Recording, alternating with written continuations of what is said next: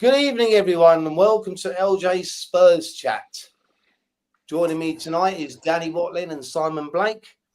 We wasn't going to come on live tonight with all the mayhem going on around Tottenham Hotspur at the moment. We thought we'd better come on and try and give a little sensible, if we can be sensible, non-aggressive debate.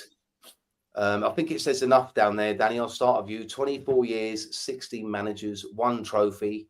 Yesterday, at the Tottenham Hotspur Stadium, I think it was the loudest ever. We want Levy out and Daniel Levy, get out of my club. So where do you stand on it, Dan? I agree with him, basically. I think that's he's done things and quotes, like you say, coming out now about that he's actually what he's been doing over this past 24 years, his tenure in charge of Tottenham, being the chairman and everything. And like we've said, and everybody's saying it, everybody's spoken about it, the managers we've had. And the fact is that they've all gone elsewhere, left Tottenham after they've been sacked because they haven't been backed. And then all of a sudden, they're top of the Serie A, they're second in the Turkish league, they're winning cups. Players leave Tottenham, they go and win Champions Leagues, they win cups everywhere. What happens at Tottenham? The same old theme. Levy's still there, we get another manager.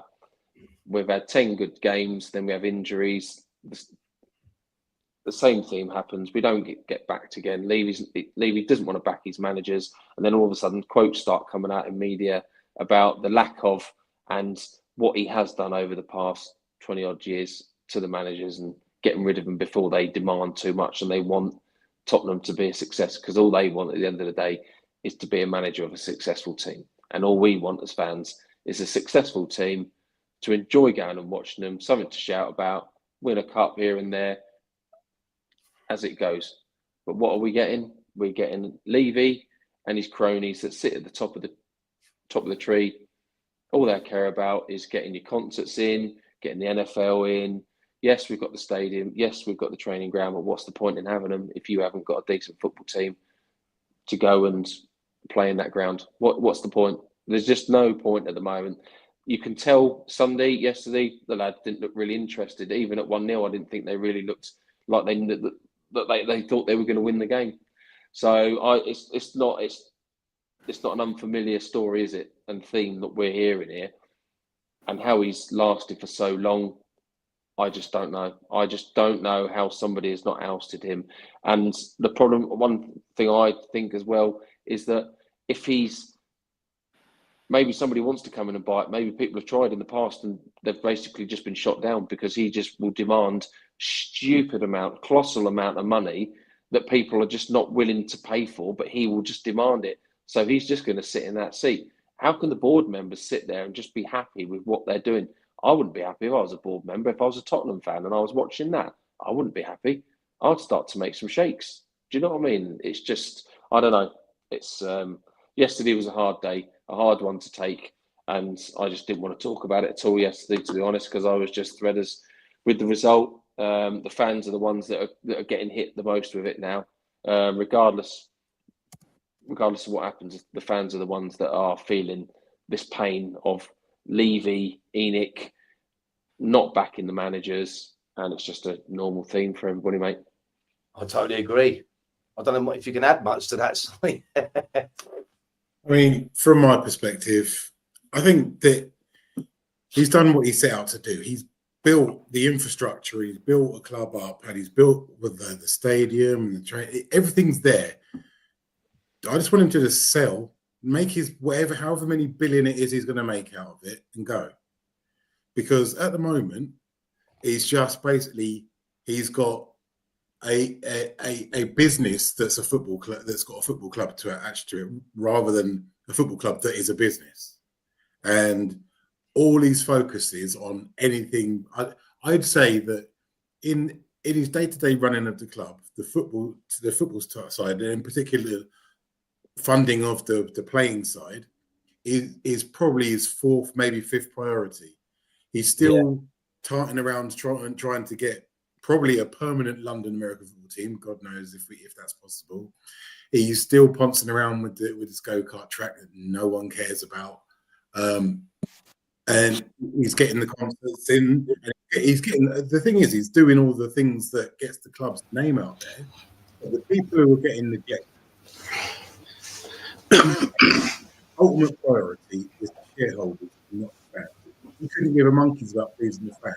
As long as the shareholders get what they need out of the club, he doesn't seem to care what the fans do. He just gives just enough to they kind of keep the club at a certain level. And you saw it. He thought it was job done when we got consecutive seasons. He thought, "Yep, I've done enough now. I'm going to stop funding it." And then I still always point back to those 2 transfer windows when we were this close to the door. All he probably wanted to do is buy 2 players in each of those transfer windows, and I'd say we could have won the Champions League that year, and we could already still be in the Champions League every year since and challenging. But he made that choice to save money and basically put money in the shareholders' pockets whilst taking it out of the fans' pockets. And I'm just done with him. I'm so over it. And we kind of say Angin, Angel, and the manager is not the problem and hasn't been for the last 10 years. No, he's not. You're right. Yeah, and the problem is that the club is being run as a business first and a football club second. Hello, John. You all right, boys? Hello, We're mate. just about Daniel Levy and the board. What's your view on Daniel Levy and the board? We'll come to Ange later. Tight as arseholes, Lou. Yeah, a lot of them. Yeah, it's a sad state of affairs, isn't it? And what did I say to? I'm going to just quickly move on because I think we've covered that bit there. Because I know these 2 boys haven't got a lot of thing here. But yeah, just we're saying that is an entire generation. Yeah, it is. Yeah, an entire generation, and all they've done is spend the whole thing trying to line their pockets. Exactly. He gets paid the most. He gets paid the most out of all of the chairmen across every other club. And we are the lowest wage to revenue, 42%. Yeah, so he's getting the max. We're getting the minimum in our football team. We're paying top dollar to go and sit in the stadium and watch that shit. Yeah. But yet he still sits there as the top earning chairman across the Premier League. We've won fuck all. We've won absolutely fucking nothing since 2008. Yeah. All those managers, regardless of Man City and Chelsea chucking all their money, all that what's gone at them, they've won things. Liverpool continuously win things. Even Man United. Yeah, they have. They've all spent money, right? But they've spent it to get where they are. They haven't really dropped off. Chelsea were shit for a season, but they haven't really dropped off, have they? Let's face it. But look what's happened to us. We haven't had no injection of money, but yet we've fallen off a fucking cliff in a massive, massive way. And there's so many other factors. Yes, players, injuries, and all that. You'll come on to it in a bit anyway. Yeah. We'll come to it. I'm just going to read out. It's sort of going on to Ange a bit. 4 people wrote in, and see what you think of these quotes. It's sort of some 4. Spurs 1, 2, 3, 5 has put, not the manager's fault. How on earth can you expect Spurs to perform at the highest level with no first team squad, no financial backing, and the injuries? They do better in cups currently because the pace is lesser, time and excel up and help the club move forward by leaving. Alfie's put, Ange should resign to save his own career. Levy might be a good businessman, but he's a shocking football club owner. Levy lures in decent managers with false promises and then chucks them under the bus. Ange isn't at fault, in my opinion. James puts, Ange has to go. His system is flawed and he's too stubborn to change it. The team structure is such that any breakdown in play affords huge spaces for any team to attack. Levy and the board are the biggest problem at Spurs, but Ange will take Spurs down. And finally, Lee's put, the squad depth was never going to be resilient enough to compete in Europe and the Premier League. But this drop in form is ridiculous and something has to change. Otherwise, we will sleepwalk into the Championship.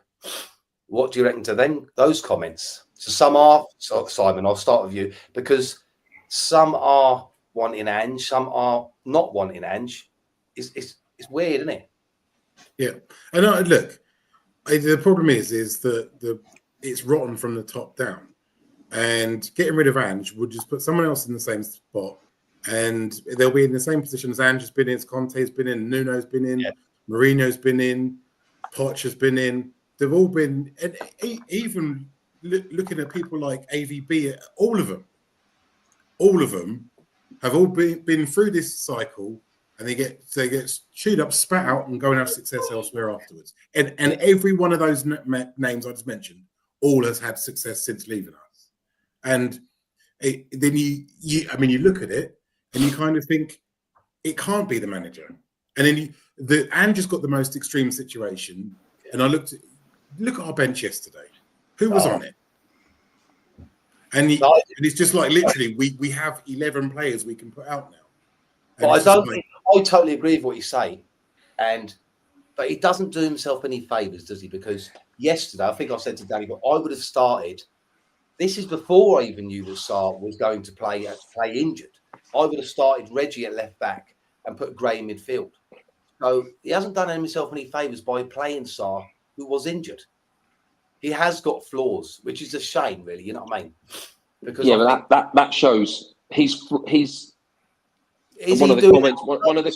Yeah, but I mean, I don't know. Though it's all right. It's to say that he's doing that to prove a point to Levy, to get the message across. Look, we need players.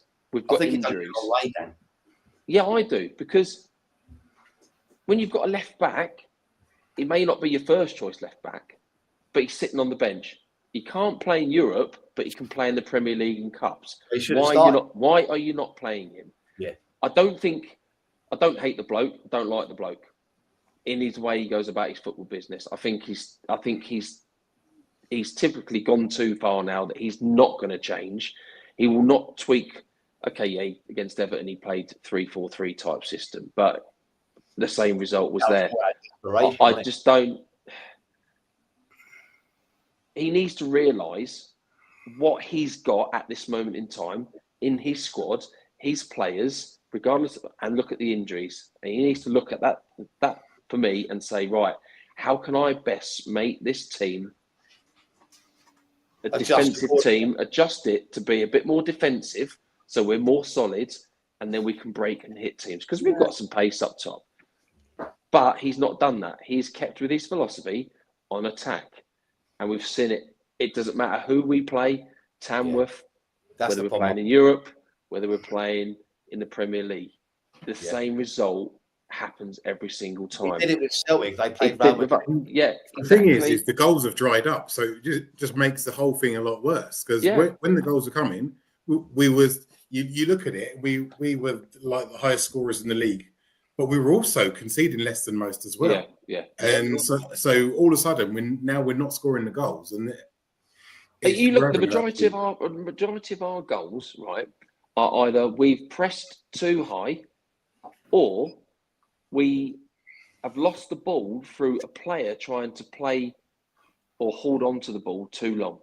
And a lot of the time, when we're pressing too high, there's no one in midfield.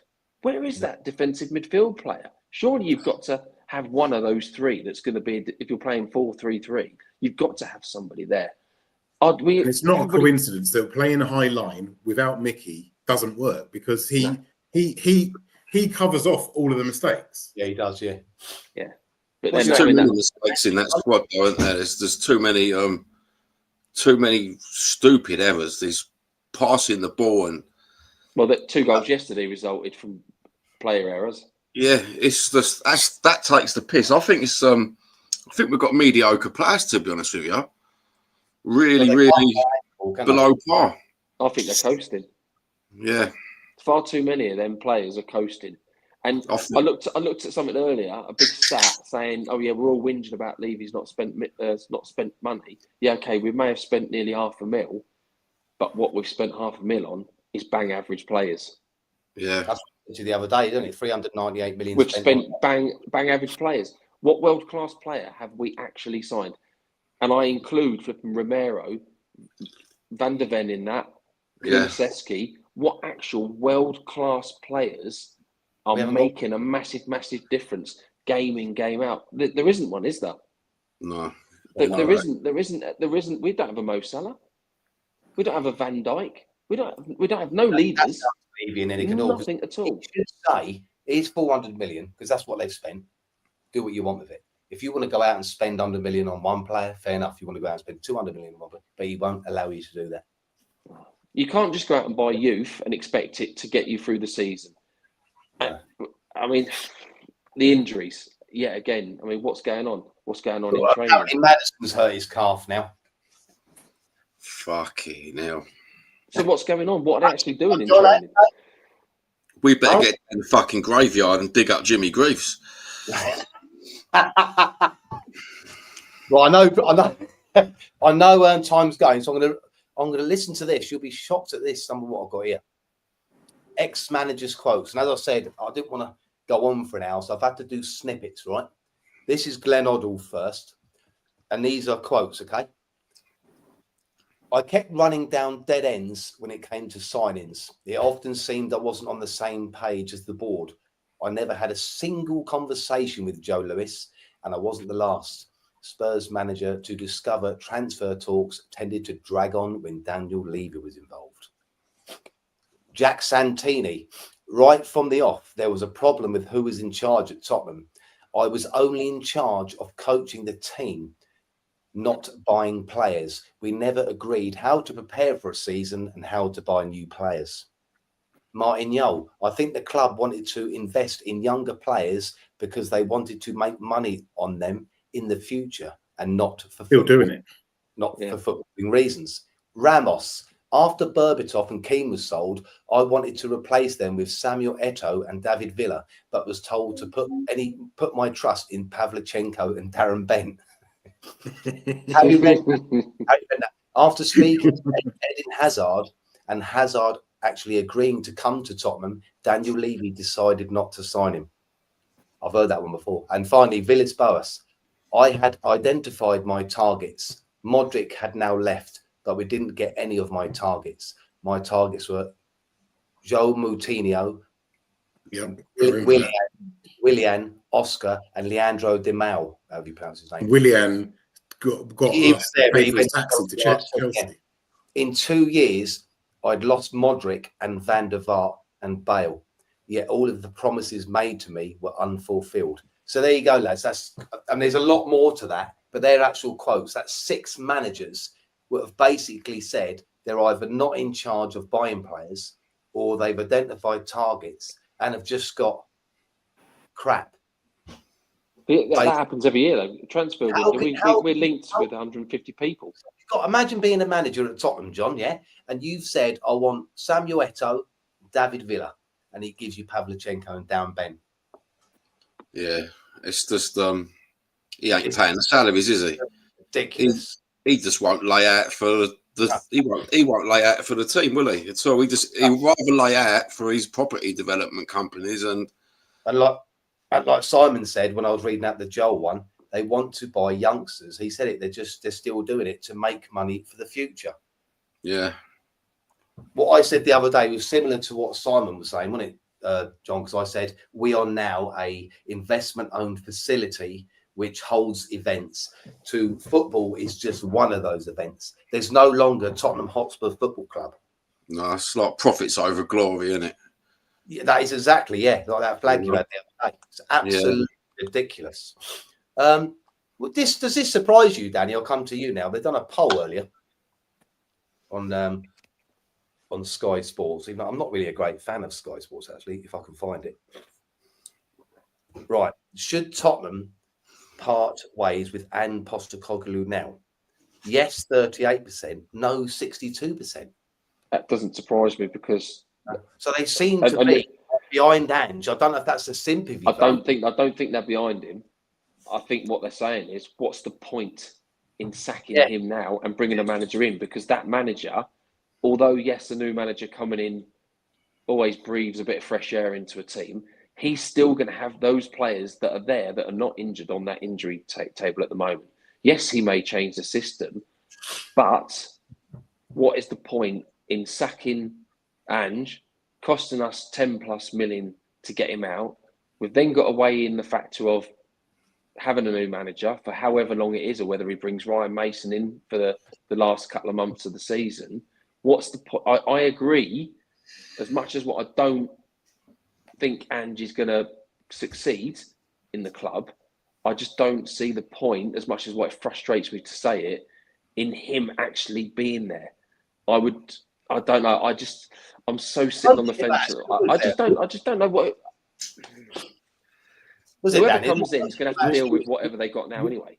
Like the question, who would you have? And it's like, we've tried everything. We've tried attacking, we've tried defensive, we've tried born winners, we've tried newbies, we've tried everything, and everything comes back with the same result. The end result's going to be the same, like Simon just said. I said to you, didn't I, Simon, the other day, the common denominator is Daniel Levy. Yeah. And just to cheat you up, Dan, Alistair Gold, and Alistair Gold never says nothing unless he's like 99.9% true. He's come out and said, it is understood that Tottenham Hotspur Football Club are sticking with Ange Postecoglou amid the injury crisis and will try to sign at least one player for him in the week ahead. One player. And you know, it'll be one loan. Yeah. I reckon so. A little bit of well, I don't think it's anything that we let's have a look down here. Where did I put it? Yeah, it's a bit. Spurs are in talks to try and sign Dibbling in the window, but if a deal can't be reached, they he's injured. He's injured. They hope to finalise a deal so the player can join in the summer window. Spurs they have been in talks, like you said, Dan, with Lille for Angel Gomez. However, this deal is set to be for the summer. Yeah, they're talking to people, but for the summer. Yeah, exactly. So they're not. John, do you think they're just going to buy who they want and sack Ange? I'm going to go and sell farm over this club, I tell you. I think that's what they're doing, though, John. I think they're just basically saying, sod Ange, we'll get players in what we think are all right, and then the new manager, there you go, there's your squad for the next. They're just totally taking the wheel. I reckon they're going to scapegoat Ange after the season ends. As soon as that season ends, they're going to say, see you later, Ange. They're going to bring in 2 minor transfers, youngsters again, and then going to rinse and repeat, start all over again. Well, as I said to you last night, John, I don't know if you see it, you two. I said it wouldn't. Levy's got this thing. I don't know if you've noticed. Like, he likes to deflect the blame, and he's quite good at it. So it wouldn't surprise me if they went out to Liverpool, got knocked out to Villa, which probably could happen, isn't it? To be fair, and then he'll sack him because then it will deflect all this movement. Yeah, it's a good point. Stop concentrating on who's going to be the manager, who's going to come. Do you know what I mean? Just for a little while. That's a good point. It wouldn't surprise me if he does that, because that is the type of bloke he is. I'm surprised Ange having all that charisma and having this Aussie mentality. I'm surprised he ain't really give it to him in the press. You know. Well, he has come out and said we're playing with fire. Yeah. But I thought he was going to chuck a Conte and just come out with it. You know. Well, I expected him to as well. I mean, he went back on that. Did you see him when they was marching down the tunnel yesterday, any of you lot? Yeah, I've seen that one. That bloke saying, you're taking us fucking relegation. Yeah. But see, this is the thing. At what point are they going to pull the trigger and go, right, are we going to wait and see with the injuries that come back? Are we now going to wait? Are we going to wait to see what happens? Does the team pick up? Because let's face it, we are in a relegation battle, regardless of whether we like it or not. We are in that battle, and we do not have any weapons in our team to fight a relegation battle. They are flaky. They are flaky as anything. Yeah. Because the injury news tonight is Maddison calf, Richie groin to be assessed. Yeah. So if Richie's out, you're putting a whole heap of pressure on a young player, Lancashire. Yeah, but why he's a striker? Is he not a striker? He is. Reguilon not a left back. So why take Richarlison off and move Son, who's in the worst form of his fucking life, up top when he's going to do absolutely diddly squat apart from chase shadows? Yeah. At least put the young lad up there. Yeah, he's the most challenging person to understand, that manager of Tottenham, because I fume over his squad choice and I fume over his substitutions and I fume over his tactics. You know, I asked the other day, John, because you when I said to you before the game, Sarr's not playing, you was like, "Oh yeah, great," and that he didn't just play; He played injured. Yeah. Yeah. And him and Porro are the biggest piss takers in that club. You know what I mean? felt sorry for Porro yesterday because he tried his best. And when you're it's not an excuse for him, don't get me wrong. But I just think sometimes when you're knackered physically, you also become knackered mentally and you do make the wrong choices. It's a bit like when your confidence is off. You might take 2 touches and lay it off, but you'll take that 3rd touch. You know what I mean? Yeah. Slow down. I think that was a bit, but he's knackered. He should. No, Lou, he's shit. And Kuvalevsky shouldn't be playing either. No, he looks like he's going to fucking. The problem is nobody's got any confidence. None of the players have got any confidence in the system, how they're playing at the moment. They're running on empty, so mistakes are going to be there more often than not now because they've got no confidence and they're running on empty. They are having to play. An 18-year-old lad who's new into the club is having to play 3 games a week because we don't have anybody else to go. So you can't blame your Bergvilles. You can't blame the young lads, Gray and all that lot that come in. Yeah, they're brilliant, aren't they? They've been brilliant. You cannot blame them. You can't blame Kingsky. You can't blame these players are new into the club. People that have been there 2, 3, 4 years, they know what it's about. Some of these professionals just need to dig in a bit and have a bit of bollocks about them and say, "Come on." The rest of it, I don't see it on the park. All I see is them all patting each other on the. We don't want none of that. We want a bit of fight. That's what I want to see. The youngsters don't see it. Yeah, the youngsters do it. Right, in my opinion. Yeah. They always say maximum effort is a minimum requirement. You got to go in there, out there, and put a shift in. Yeah. And if you're not going to put a shift in, put one of the kids who will put a shift in. Yeah. You know, I think, I think when I look at the games, I think that, and this could be a problem, I think half of them, probably the young ones, do believe it, and they're trying, whereas the older ones that have had their nose kicked out of joint can't be asked. That's what it looks like to me. You've got that, and that's a big thing. You've got half your team, you know what I mean, John? You've got half your team are believing in it, half your team not. You know what? We've got a lot of payday players on that squad, Lou, haven't we? Yeah. You know, that's for sure. Well, Madison might have a calf injury, right? Or is it just tiredness? And I cannot believe that he would have bottled to play against his old team shot. What's going on there? No, he wouldn't have. I don't think he'd have bottled it. But he's definitely, as I said the other night, definitely one of those that has fallen out of Ange. 1,000,000%. 1,000,000%. Yeah. I think there's a few in that team that's fallen out. I mean, I say he's not done him. We all know that Levy and Enic are the problem here, and they have been for years. But Ange is not doing himself any favours whatsoever. So maybe he doesn't want the job anymore. Maybe he just sees it as, I'll just do what I want, and if they sack me, they sack me. The issue that I have with it is that potentially we could go down. No club is big enough, too big to go down. And this is the thing. All we're relying on is everyone else to beat the teams below us, because we can't even beat them anymore. Yeah. So we need everyone else to beat them. Otherwise, we're right in the thick of it. I can't see us winning a game. Well, I said to you yesterday, didn't I, John? I said people were saying, "Look, don't worry, you ain't going to go down because the bottom 3 are probably crap." Hang on a minute. Before Wolves dropped into the bottom 3 yesterday, Leicester was in the bottom 3, and they've beaten us. Ipswich have beaten us, and I wouldn't be confident about playing Southampton. We drew with Wolves, and lost to Everton. Yeah, crazy. Isn't it? So anyway, we've actually not beaten anyone below us. So, and even Man United and West Ham were picking up points. Oh, dear. Yeah. Right, one last question before I go, lads, because I know you two, Danny and Simon, have got time restrictions tonight. Just a reminder, there's my sponsor on there, everyone, if you want to get in contact for him. Before we go then, I'm just going to ask the question. I'll start with John. When we get all our players back, John, will results pick up? No, I don't believe they will. We'll be too far in the mud by that stage. You don't think they'll pick up? No. Well, we see what happened last season. We first 10 games absolutely blinding. That Chelsea game, couple of injuries, couple of send-ins off, and all of a sudden the squad's changed, and it didn't come back after that at any point. You look at the second half of last season, and it was an absolute stinker. And then you look at it, and so this week, right, Elfsborg, you could probably beat them by playing the kids, maybe. Brentford away at the weekend, going to get dicked.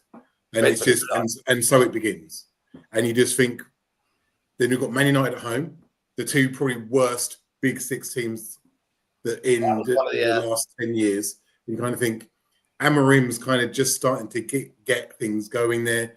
You kind of feel like game we'd lose.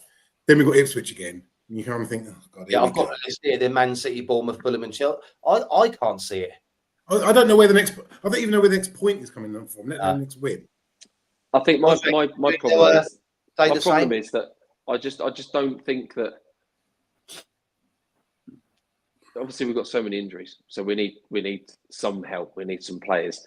I just think these players they're going to come back too soon. They're going to come back into a system that is just absolutely off the Richter scale, and then before we know it, they're just going to be injured again.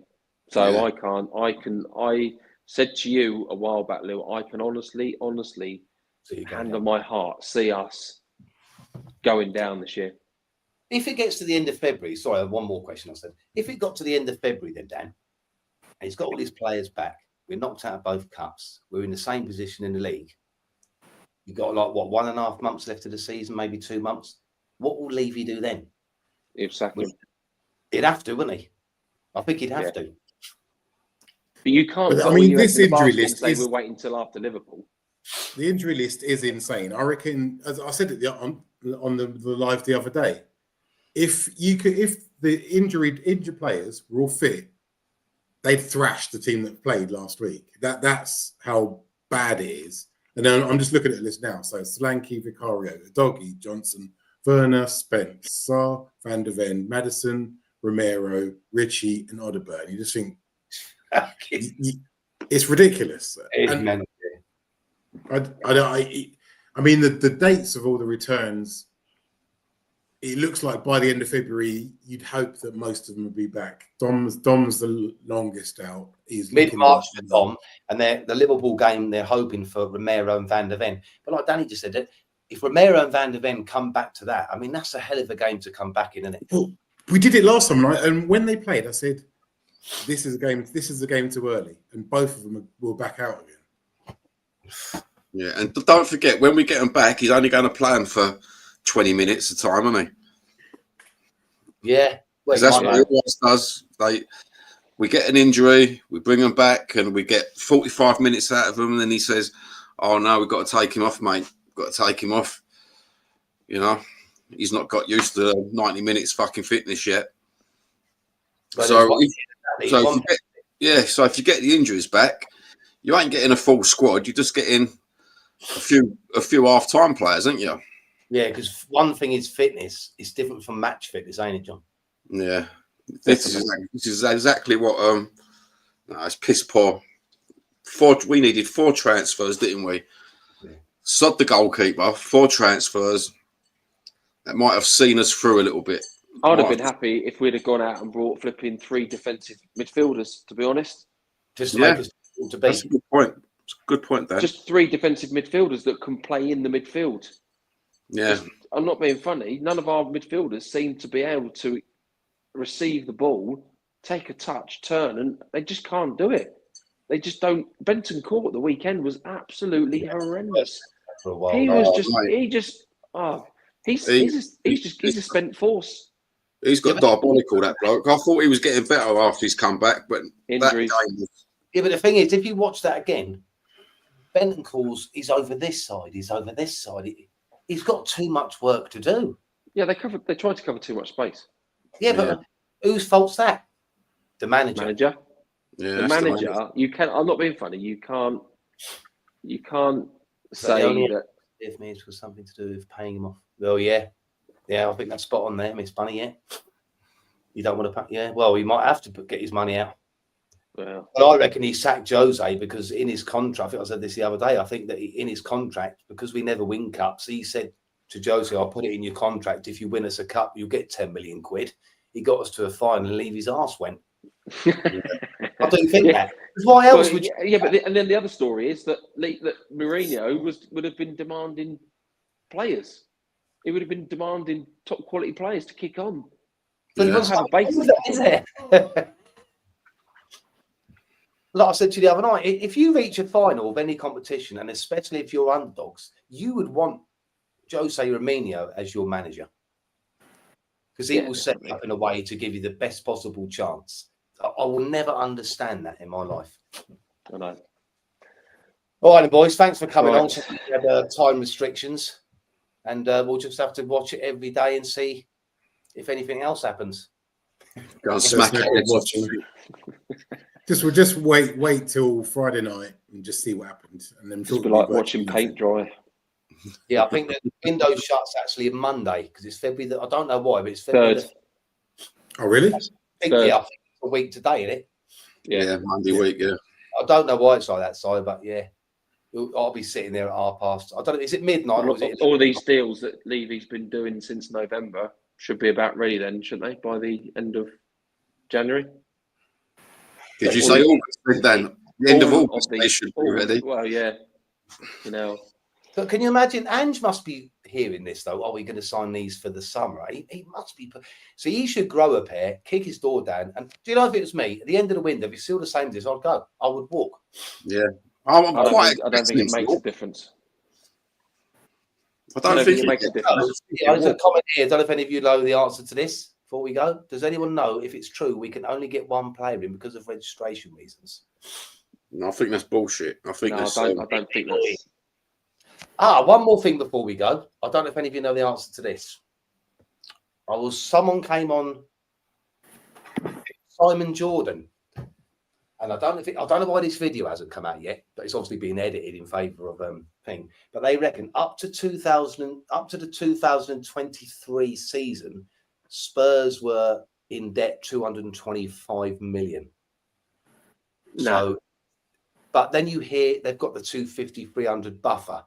So I don't know where that's come from. And then there was another report today that they can actually spend 100 million in this window.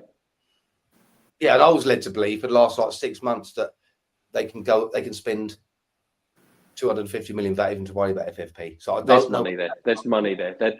I'm not being funny. I know the stadium cost a fucking fortune, but there's fucking money there. Levy just doesn't. What he said, Dan? Do you remember what he said in the annual meeting that he had? When it comes to debt management, blah blah blah, or how much you've lost or earned profit, the stadium's got nothing to do with it.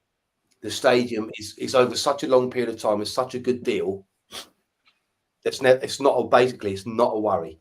I don't know about that registration thing. I don't think that's registration reasons would suggest it's about a certain player. I'll have to. I haven't heard that. No. Yeah, I haven't heard that. All right then, boys. John, go and reach for your gin mush. I'm going to go and self-harm now, boys.